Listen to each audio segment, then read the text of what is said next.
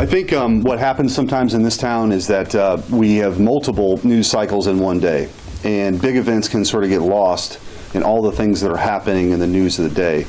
But I think that in this instance, I can't think of a bigger political scandal in the last 100 years. So if you want to compare it to Watergate, this is 100 times worse than Watergate, and here's why. To sort of amplify the point that Senator Graham was making, 3 days after President Trump announced he was running for president, this system was weaponized against him. Jack Smith, who is notorious in prosecutor world as being a Stalin-like, show me the man, I'll show you the crime prosecutor. That's the guy you appoint when you want to get your political opponent. He's a dirtbag. A dirtbag. And I hope he comes before this committee. He's got a lot to answer to. He not only went after President Trump, he went after sitting senators. At the time, I was the chairman of the Republican Attorneys General Association. Ashley Moody was also on the executive board. He came after us. And also hundreds of other people who happen to be Republicans in the United States of America. What else happened? The #2 prosecutor in Atlanta, a state prosecution of President Trump, which was ridiculous to begin with, somehow meets with the White House.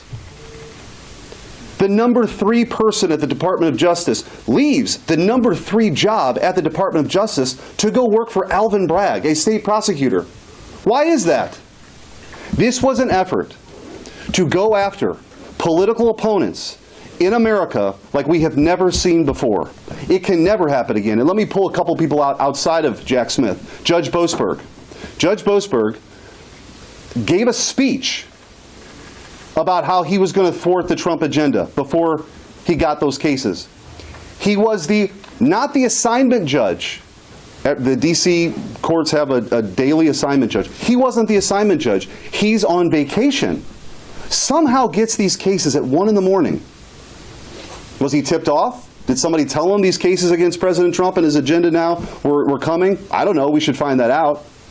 But Judge Boasberg, what he did to Senator Cruz and maybe other senators, absolutely, and I don't say this lightly, absolutely is worthy of impeachment proceedings. There has to be accountability. The American people have heard a lot about this, and you're going to hear more. We should have Watergate-style hearings on this for months.